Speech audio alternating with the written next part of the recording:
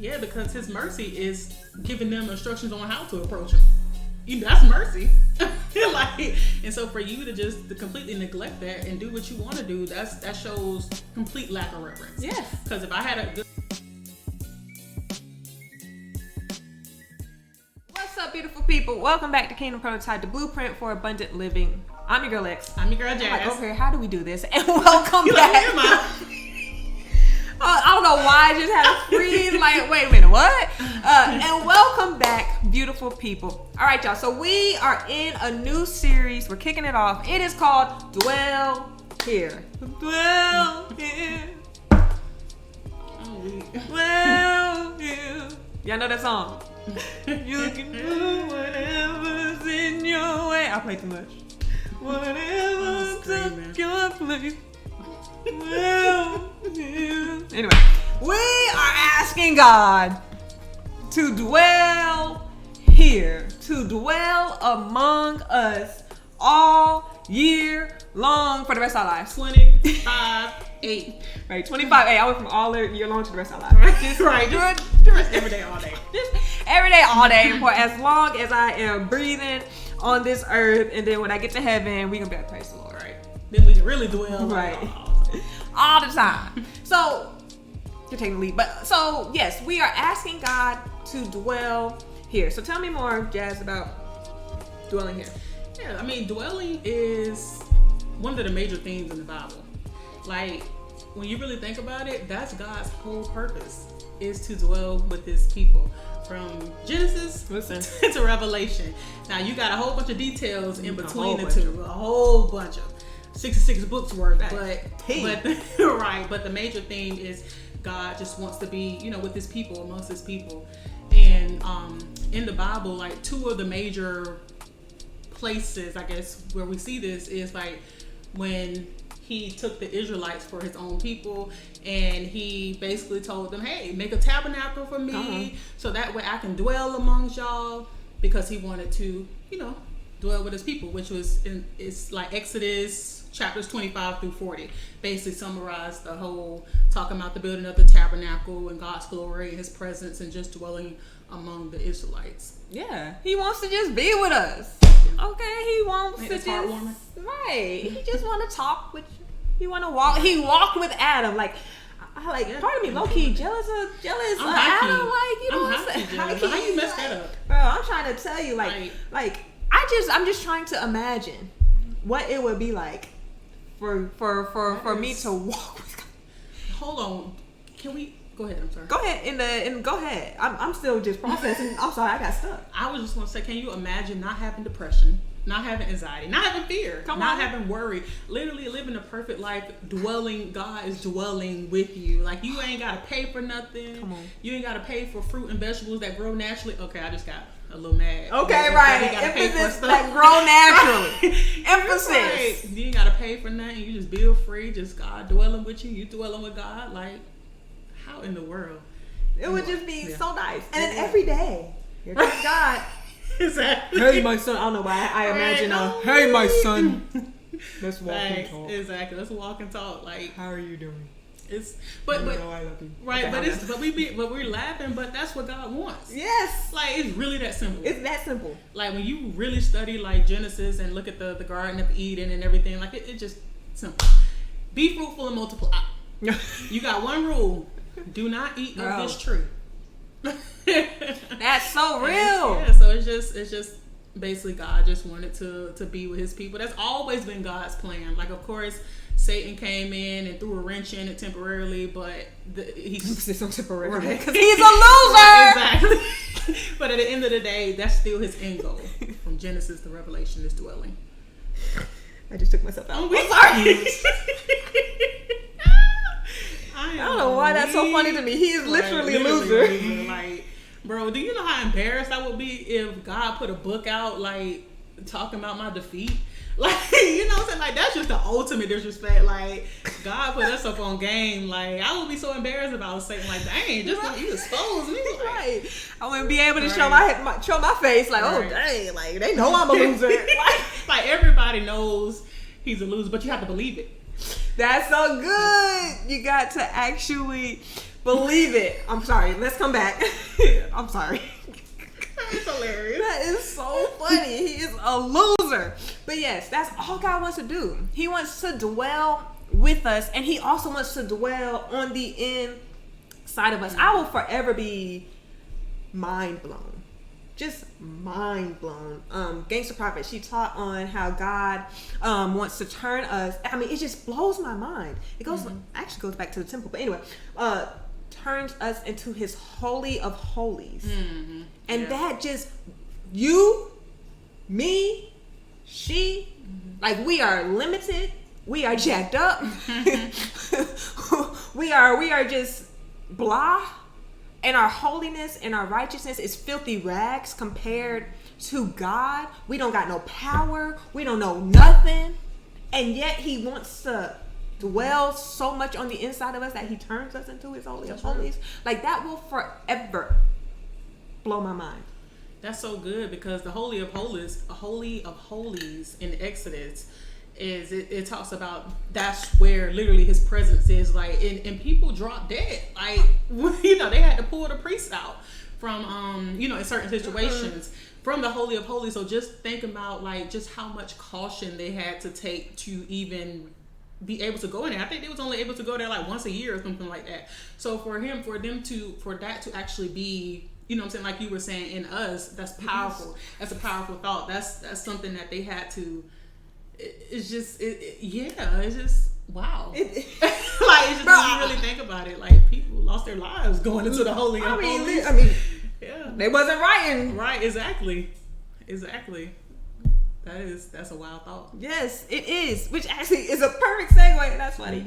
Into this next topic, because I'm just curious. So we're talking about this idea of God wanting to dwell among us. He wanting to dwell inside of us. He wanting to turn us into his holy of holies, essentially his dwelling place. And how in the Old Testament, in the Bible, I was about to say ninjas. People who were priests were, I caught it. Oh, why did he do it? Priests were dropping dead in his presence, right? Because he demands, that sounds harsh, but he demands holiness. And so it brought up a question, that's why I'm going this way, is if we find that we are just having a hard time tapping into God's presence, really feeling him, not just at church when we are connected with people who, you know, carry the glory. Can we talk about it? But going home by myself, at my job, in my car, in my shower, in my kitchen, if I'm having a hard time really tapping in to the presence of God or feeling him dwelling, could it be that there's something going on in the area of holiness in your life? I don't know how do we end up being the people talk about holiness? I'm sorry. That's good though, because God ain't just about to dwell anywhere. Okay. Like, do you? Right? That's real.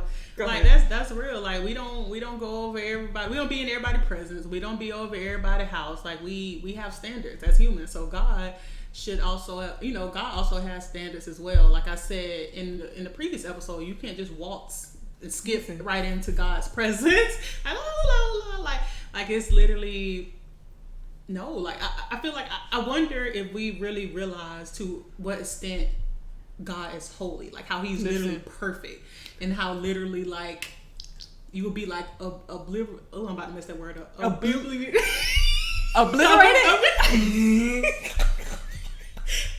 Obliterated.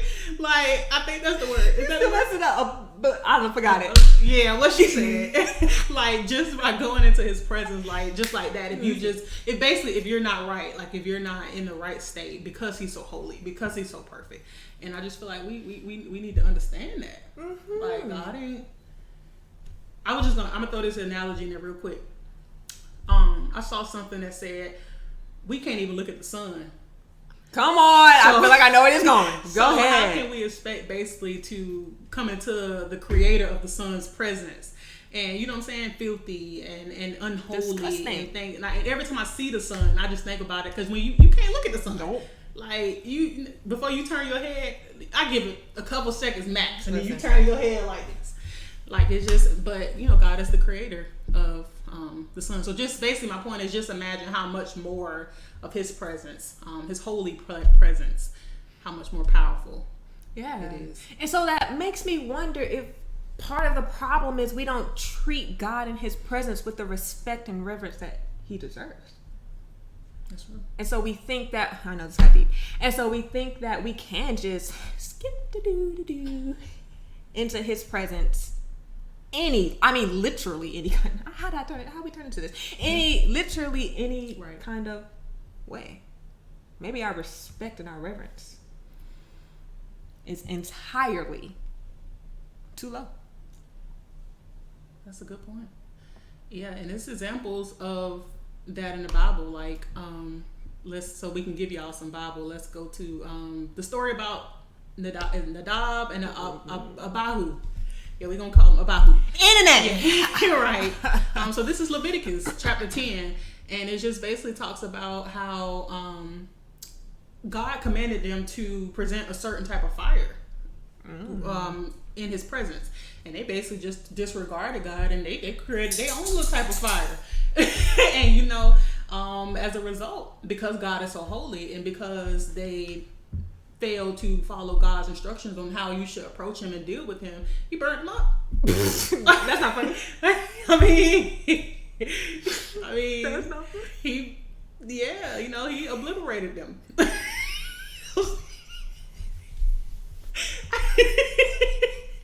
And Aaron had an attitude, I think, because it was one of his sons, and he was mad about it, and Moses had to get them together, and he eventually understood. But yeah, you can't. That's a perfect example of how you just can't do what you want to do in God's presence and expect it to be all fine and dandy. You gotta have a level of reverence. That is actually so good, because some of us who have a hard time tapping into God's presence, could that really just be God's mercy? Because if he were to dwell here and if his presence were to really come in that thing, it might mess you up. Yeah. I got a question. That's good. Could it possibly, I'm just curious, I don't know, ask the Lord, but could it be, I'm ready to run. Could it be his mercy? I got a question. Yeah, because his mercy is giving them instructions on how to approach him. That's mercy. And so for you to completely neglect that and do what you want to do, that shows complete lack of reverence. Yes. Because if I had a good understanding of God and he gave me a rundown, like this is how you're supposed to approach me, I'm gonna make sure that I'm following that thing to the T. Like, okay, you say you want me to burn this fire. How? Right. Okay, let me make sure I have this type of, this right fire. Because it goes back to reverence and that is so good, because how many of us are Nadab and Abihu where God has given us a book of instructions on how to live this life, on how to approach him, on how to pray, on all of these things, and we don't like it. We think it's too much. We think he's doing the absolute most. And so we try to do it our own way. Mm-hmm. And then have the nerve to enter into, that's where I'm going, to enter to his presence and then get mad at him. Yeah. If he don't show up, or if he doesn't answer the prayer that you want him to do, or if he doesn't move when you want him to move. And now we mad. Right. But he gave us instructions. And we made a decision to not follow them. And again, going back to the whole idea of mercy, just think about how merciful that is, because God really could have just created us and not given us no instructions and just be out here winging it. And we get to the end of our lives and be like, oh crap. Right. I'm burning like a fire. Oh Jesus. Right. That's not funny. Right. There's gonna be no AC where I'm Listen. going. But no, that's real though. Like, we have to see where I'm going. We have to show that reverence. And obviously another major example that we all like to use and quote is Uzzah and the ark, which this is 2 Samuel chapter 6, and it just basically talk about how Uzzah was carrying the ark of God. Now keep in mind, God's whole presence is in this not thing. Part of it, right? His whole presence is in this thing, and as we all, most of us are familiar with the story. the oxen had slipped or something like that, and it stumbled. And Uzzah, he thought he was doing the right thing by, you know, trying to catch the ark. But God basically like, I told you how to handle me. You know what I'm saying? Like, I told you how to carry me. And that's another, whether I feel like it's more subtle, but it's still a lack of reverence as compared to the other, the two guys just intentionally burning like wrong fire. It's still, at the end of the day, it's still just a disobedience, basically. Yeah, lack of reverence. Very much so. And I think I'm pulling on something. Correct me if I'm wrong. Because if I'm not mistaken, then David, you know, they take the ark, they put it somewhere else. David, you know, going through his thing where he's mad. And if I'm not mistaken, somewhere in the Bible, it talks, I think it was God who had made a comment, LOL, and was saying, talking about Uzzah and them carrying the Ark of the Covenant. But I'm almost positive that he essentially was like, well, they didn't ask me how I wanted them to do it. And that was one of the reasons, I guess, for why Uzzah just died. And so I wonder if some of us, we coming down every street. There's some of us who just blatantly disobedient. But then I wonder if there's some of us who really have a desire, we just don't know. And so now we're doing what we think is right. That's good. But we haven't asked God, hey, yo, sir, the Most High, God Almighty, how is it? How do you want me to live this life? How do you want me to show up in this relationship? How do you want me to do this job? How do you want me to be an auntie, an uncle, a cousin, a friend, or whatever the case may be? We just have neglected the part where we ask. I hope that makes sense. That does make sense. And I don't know why my mind went to Saul, because he did ask. He just disregarded, I think. Disobedient. Yeah, disobedient after the war, where basically God told him, I think, to set apart certain like animals and stuff like that, and for something, and he kept them or something. Yeah, so basically he disobeyed, and God wasn't happy. But another example of just lack of reverence, disobedience, which we see all throughout the Bible. Literally. And and what was the consequence? Can we talk about it? See, like, y'all. Kingdom snatch. Okay. He lost the kingdom. Literally. Like, I do not understand. I'm going to stay calm. For the life of me, why we don't think that there are consequences to our actions. I don't. Help me, Lord. Help us understand that. To where we really think that we can just be out here. I'm going off. Living the life however we want to live it, completely disobeying God, doing whatever the heck we want to do. Thank you. And think that there is absolutely, positively no consequence to it. Who told us that? Where did we get that from? Satan. Okay. What preacher you listen to preaching that? What person you following on Instagram, TikTok, Facebook, YouTube that's preaching that? If they are, you should be unfollowing, unsubscribing expeditiously. Because my Bible is a Bible that is full of consequence. Okay, y'all we don't like that God. But that's who he is. That's a part of who he is. Am I lying? You truthing. You be killing me. That's real. I don't know how I went on a tangent. It goes back to what you was talking about with the realistic expectations. We were talking about in the previous episode, just having realistic expectations and not thinking that we can just do what we want to do when we want to do it at the end of the day.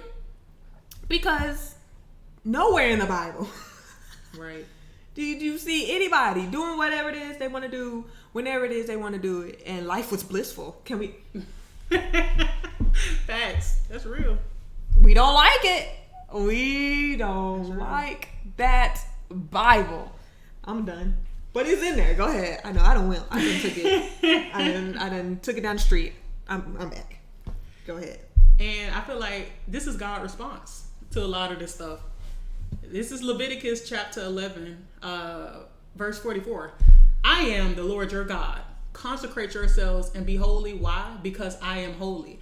Like, a lot of times we get upset with God, and we resent him or whatever the case is, but we have to understand that the whole point is him transforming us to be like him. So he commands the things that he commands in the Bible, whether we agree with it or disagree with it, because it's who he is. Yep. And that's what he's working within us to become more like him. Mm-hmm. So we just gotta accept that. Yeah, he is the ultimate leader. If any of y'all like me, I cannot stand no hypocritical leader. Okay? I can't stand it. You say one thing, but your actions do another. You do not lead by example. Well, God is not that type of God. Right. He literally leads by example. Sacrifice? Okay. I gave my only son. Mm-hmm. Be holy. Don't respond the way I want to respond. Come on. I want to kill y'all. Can we just... like, do we understand that this is God? Facts. He can kill you. Quite literally. I know that got deep. But it's true. That's very true. Like, I mean, just like this. I mean, literally. No, that's real. Yeah. But he makes a decision to be merciful. And put up with our shenanigans.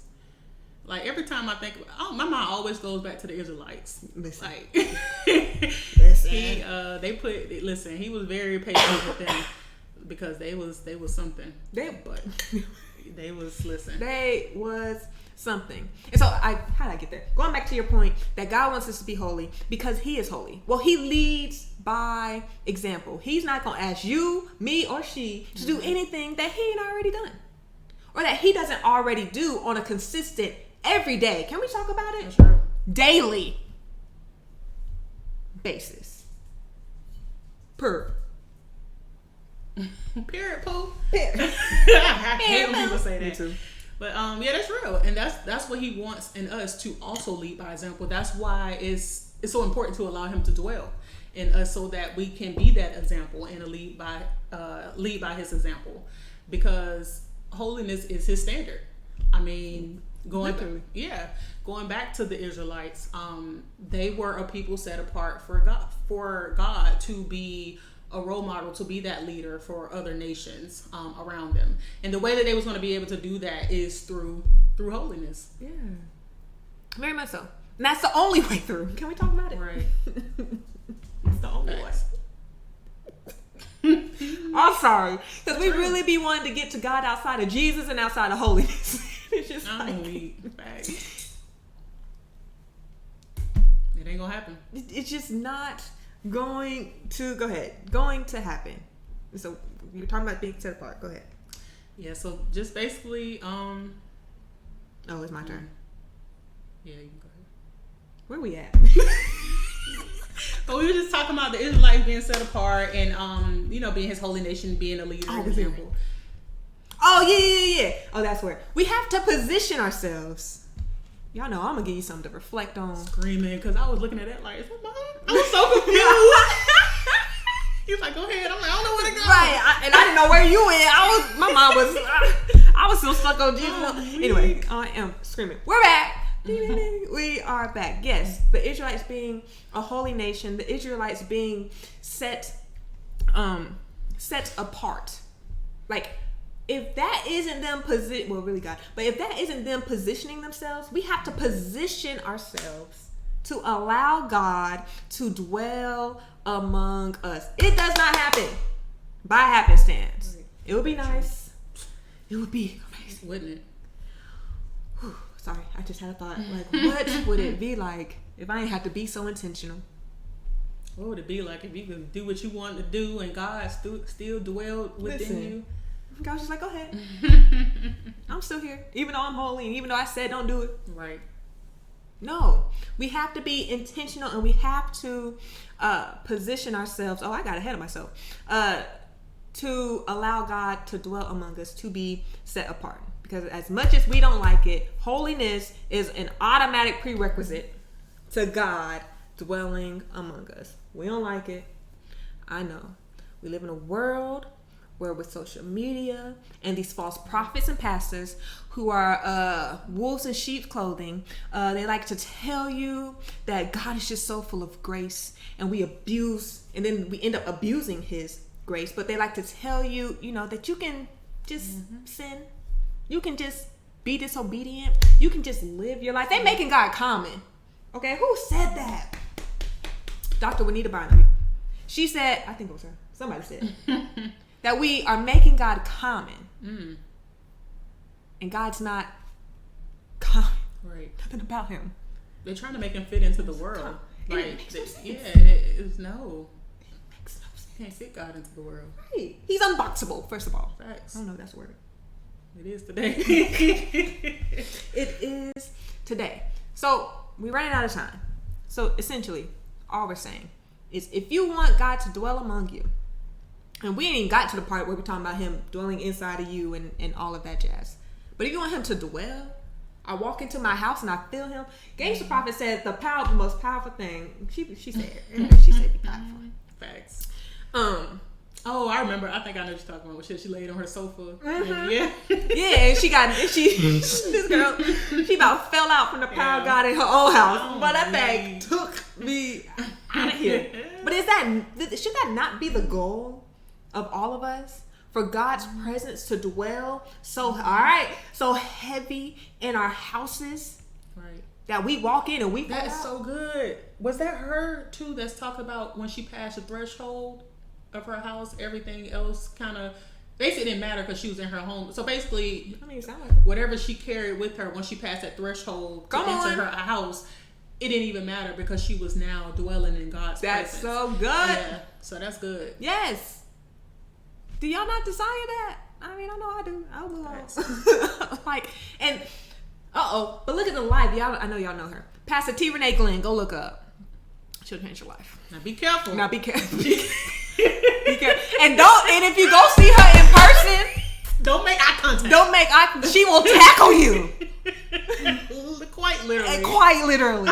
And your life will never be the same. I'm a witness.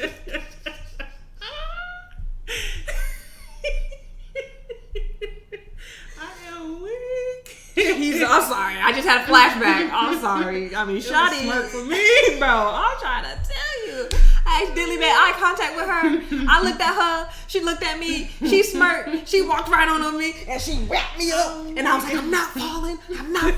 I'm staying on my feet. And then I was. And we've been on a ride ever since. Me and Jesus. Okay. That is hilarious. What was I saying? Girl, I don't even remember. We was talking about just her talking about God dwelling in her own house and the power of God and wanting that for ourselves. Yes. Oh, that's where I was going. And so she lives a life that invites that. So God's power and presence doesn't just once again dwell anywhere. We have to position ourselves and be intentional about creating the space, the habits that invites God to come in and sit. That's it. I'm dreaming. That's all. That's all I got. Sorry, I done went left. I done had a flashback. Because my girl tackled the mess out of me. Okay, literally. She was tackling everybody. I was like, listen. Nobody was safe. I was like, who is she? And at that time, listen. And when is she in all white? You got a problem. Like, listen, you see her in all white, the whole place going up. No, you might be safe, but she ain't in all white. But if she in all white, you can forget it. If she in all white, she probably not preaching. She praying and tackling mofos. She was tackling folks. I was like, I ain't never seen nothing. Now I'm used to it, but at that time, I was like, I ain't never seen nothing like this. I'm like, what is it? Where's travailing? We gonna labor before the Lord tonight. I'm like, what does that mean? We gonna do what? Right? Like. Slow down, Renee. Like, what you mean? Everybody start speaking in your tongues. I'm like, I'm tired. I am weak. Anyway, that is hilarious. Go look her up. You're welcome. Real deal. You're just welcome. Go look her up. So yes, okay. That's it. That's all I got. I'm sorry. I'm just laughing. Live holy. If you really want God to dwell, if you're past, I done took it. If you're past giving God just lip service, but your heart is so far from Him, and you really want Him to dwell among you, like literally you wake up and you feel His presence. Literally you in your car, you feel His presence. Literally you carry His presence with you. People hug you and they healed. Okay, see this. People walk in your house and they got peace like never before. People walk in your house, they heal. Like, see, that's the type of stuff I believe for. For sure. Okay. Well, if that's what you want, I'm sorry, boo-boos. You gotta be holy. You gotta live holy. You gotta pray. You gotta get in your word. You gotta deny your flesh. You all the churchy stuff. This is churchy. Well, is it churchy or is it biblical? I got questions. The more I get in my Bible, the more it's just like... It's so interesting. Literally. The more it's like, I don't even know why I am so mind blown that here I am talking about holiness when I read my Bible. So if anybody is in their Bible and they ain't talking about holiness, then they ain't in their Bible. Not the real Bible. Not the real Bible. Somebody else's Bible. Okay. They might be reading the book of Enoch. Ain't that thing? Oh my gosh. Oh, that's the thing? Okay, yeah. They get on my nerves. Like, what you mean? If it's not in the Bible, why are you reading it? Like, you think I'm about to read the book of Adam? Yeah. That's a thing? I'm just saying, like, if it was. Bro, like, it sounded so real. Like, I thought it was real. Like, I don't know. I bet if it came out, some people would read it. Yeah, some people would definitely read it. So that's our point. So don't forget to like, comment, and subscribe. And I promise y'all, like, it's the devil tries to make being holy, living a life that is set apart from God. It goes beyond just behavioral. First of all, can we start there? Facts. I done got mad. Can we start there? Because the devil tries to paint the picture that holiness is just solely behavioral. And I'm weak. That's real though. And it's so much more than just behavioral. And so, where was I going? My point is he will then begin to give you this false, go ahead, picture of what holiness and being set apart really means. Go ahead. I just heard it's a posture. It's a posture. That's so good. From the spirit. Yeah, it's past behavior. It's a heart posture. So that's real. So it's a heart posture. It's not just behavioral. But the enemy wants you to solely focus on the behavioral aspects. And that's old people. And that's old school and old Bible. Right. Just so he can keep you bound. Just so he can keep you from truly experience the true authentic presence of God. Because he knows that with the presence of God, Lord, there's liberty. There's freedom. And he don't want you to experience any of that. So he gonna dog holiness out as much as he possibly can. Right. And we be falling. I can't stand it. We be falling for the okie doke.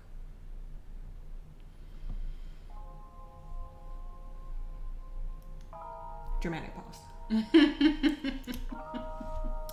So on that note, don't forget to like, comment, subscribe, and share this with your folks. Share this with somebody who really needs to understand what holiness is, who might be struggling with, feeling like they're having a hard time tapping in to God's presence. Share this with somebody. If any of you guys feeling stuck, stagnant in your relationship with God, click the link down below and get your free guide to the 5 ways to deepen your relationship with God. And if you take the action steps, you are intentional about doing the things that need to be done, it can help you draw close to God, because God says he is a man of his word. He says, if you draw near to me, I will. Not I might, not I maybe, not when I just feel like it. That's true. Okay, I got excited.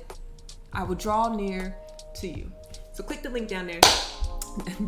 LOL. Click the link down below in the description and get your free copy.